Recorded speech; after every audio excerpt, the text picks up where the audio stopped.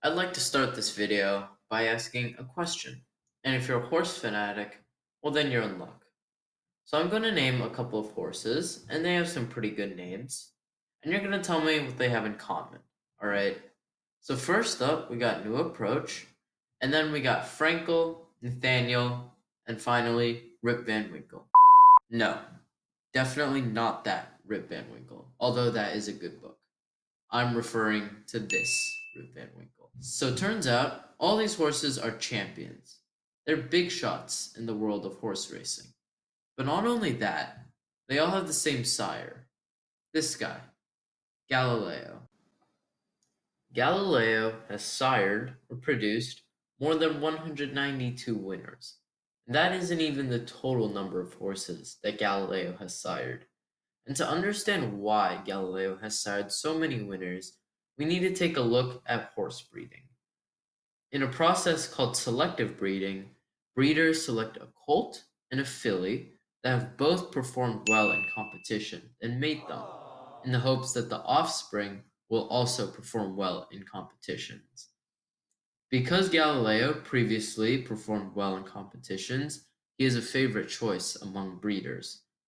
Retired male horses, such as Galileo, may stand as studs, requiring a stud fee in order to mate with a female horse. These stud fees can start from as low as $7,500 all the way to $700,000 and possibly beyond that.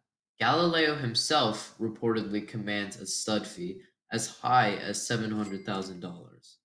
Though these may sound like large sums of money, if the offspring is successful in competition and possibly in a stud career, the return on previous investment is enormous.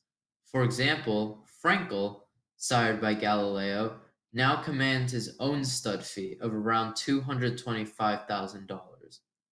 Wins in competitions can also bring in large sums of money. For example, the Saudi Cup, held in February of 2020, reserved $10 million dollars for the winner alone. However, because of the nature of interbreeding and the fact that many top horses share a sire, abnormalities in these horses are common. Abnormalities may include bleeding in the lungs, small hearts, and quite possibly small hooves. If so many top racehorses share the same sire, it begs the question that theoretically there should be a super sire or a so-called superstud. Modern gene sequencing techniques trace the Y chromosomes in 95% of thoroughbred racehorses all the way to the early 18th century, specifically to the Darley Arabian, born in 1700. Darley Arabian was the leading sire in Great Britain and Ireland in 1722, and he is the super stud that almost all modern thoroughbreds can be traced back to.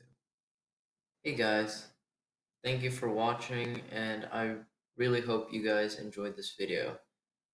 Just as an FYI, this is actually my first video, and I do plan on making more soon. Let me know if you guys have any topics that you guys might be interested in, and I'll do some research on them. Thank you guys.